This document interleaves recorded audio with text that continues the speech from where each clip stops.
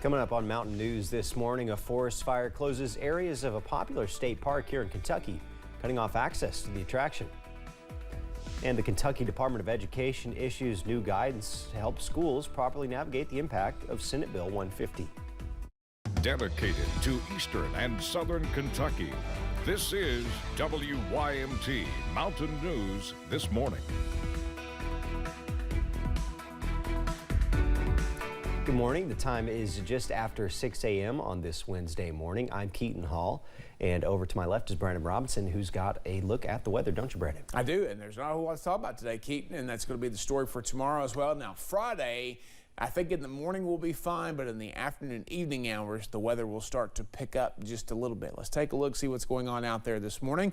Starting in Pikeville along the US 119, US 23 intersection. If you go to the left, you're heading toward West Virginia. If you go to the right, you're heading over toward Pikeville Commons and Food City and Walmart and all that over there, that shopping center. So again, not a whole lot of traffic out there this morning. One single person waiting at the light to turn there. 53 in Pikeville, Jackson 2, those are the warmest spots in the region. 40 in Ashland, 41 in Jonesville, 42 Irvin, and over toward Clintwood and Grundy, the coolest spots in the region this morning. So again, a lot of mid to upper 40s and some low 50s. 37 across the river, Cincinnati. 57 out toward Paducah there as warm air starts to surge in.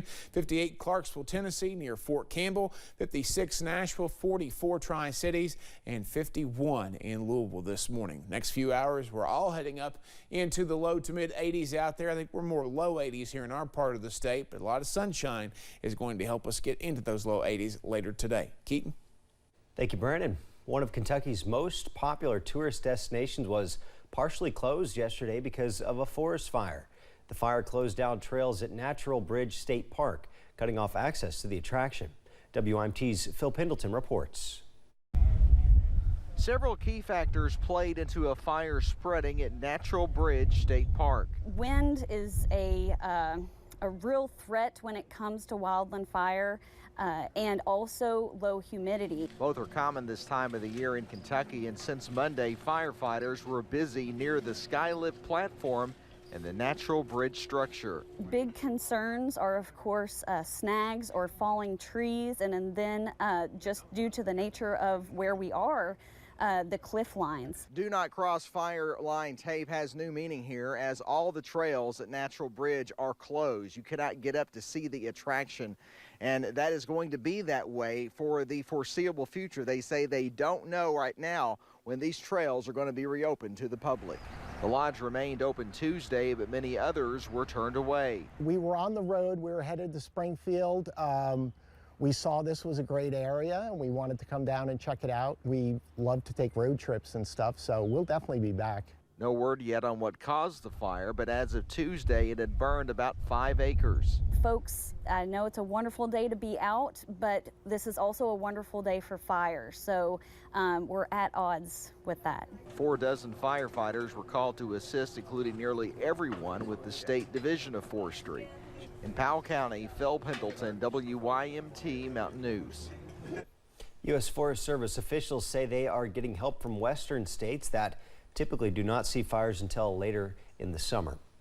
Kentucky Wildlife Management says more than 10,000 acres have burned since April of last year. 221 of those were arson, 201 were caused by debris.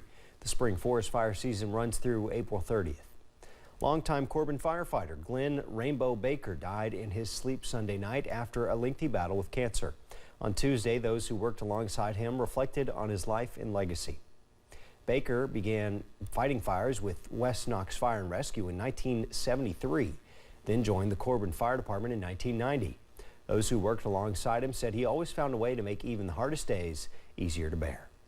Yeah, I can think of all kinds of stuff that he did. You know, we'd come in off of fires and, you know, everybody be tired and wore out, and he would make jokes and make everybody, you know, happy and not feel bad and stuff like that. He was just a well-known man. Baker retired from the Corbin Fire Department more than a decade ago after being diagnosed with cancer, but his impact can still be felt throughout the department. We've got Baker's funeral arrangements on our website, WYMT.com. A well-known Bell County pastor was laid to rest yesterday. Reverend Bruce Waltzer died Saturday at the age of 92. Born in New York, Waltzer started attending Clear Creek Bible College in 1964 and preached for more than 50 years. The Korean War veteran was part of the Kentucky Baptist Convention Disaster Relief Team and the Director of Missions for the Bell Baptist Association for nearly 40 years. His funeral was held at East Cumberland Avenue Baptist Church in Middlesboro. 2 people were killed in a southern Kentucky crash yesterday morning. It happened on Highway 90 in the Gap Ridge area in Wayne County. The sheriff's office says 4 cars were involved. The identities of the people killed in the crash have not been released at this time. The cause of the crash remains under investigation. The Kentucky Department of Education is issuing new guidance to help schools navigate the impact of Senate Bill 150. The law allows teachers to refuse to use a student's preferred pronouns and sets restrictions on assigned bathrooms in schools. It also prohibits instruction on human sexuality and sexually transmitted diseases for grades 5 and below. Districts also won't be able to provide instruction on gender identity, gender expression, or sexual orientation. The guidance points out that Senate Bill 150 may contradict federal rules, which is why Education Commissioner Jason Glass says they're advising districts to track federal protections. In spite of the legislature's prohibitions on supporting LGBTQI plus students or transgender issues or issues around prohibitions around when certain concepts can be taught, if at all, those people exist in our society. There are legal issues around them. They have rights just like everyone else. You can find a link to read the full KDE guidance on our website, WYMT.com. Some school districts are already discussing the new law and ways to help their students.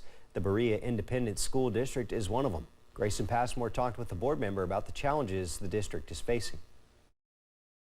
It's a real shame that we're at this moment where Kentuckians are having to be afraid. Rebecca Blankenship was sworn in as a member of the Berea Independent School District's Board of Education back in January, the first openly transgender person elected to public office in the state. Last night at the school board meeting, we had half a dozen parents and a few students come to speak about their concerns about the ways that Senate Bill 150 is going to impact their children and their children's friends. Blankenship says the guidance the KDE released Monday is too broad, and the confusion it's causing may do the most harm. It is an old practice that schools across Kentucky have created gay-straight alliances, LGBT-affirming clubs, opportunities for queer students to seek community outside of the classroom. That, too, is now under threat with the new Department of Education guidance. I'm hopeful that parents will see what a real rejection of First Amendment rights this represents. The Commissioner of Education and Blankenship say Senate Bill 150 itself contradicts federal laws. Emma Curtis with the Kentucky Young Democrats and a trans woman herself agrees. And that's going to create a situation where teachers, parents, students are all confused at best and scared at worst.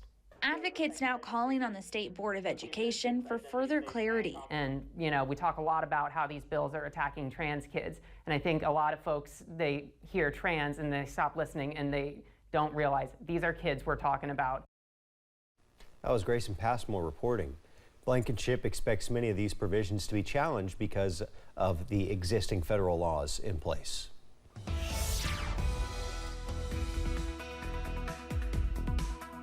6:08 here on this Wednesday morning. We take a look at I-75 down in Corbin, and not a whole lot of action down that way. Not even much traffic on the roads right now. 46, a little chilly out there this morning, but not as cold as yesterday. 40s and 50s across the board. No 30s, except for I think one spot was in the upper 30s. I think it was Paintsville on the Mesonet a little bit earlier this morning, but a couple of counties out there in southern West Virginia have a frost advisory for a little while longer if they still have that. Day planner for today. Sunshine and lots of it. Temperatures climbing to the low 80s by this afternoon. Keaton? Thanks, Brandon, and thank you for joining Mountain News this morning. More news is on the way. Coming up, there's a breakthrough in a major defamation trial against Fox News. One that might just make it into the history books. We'll tell you more in just a few minutes.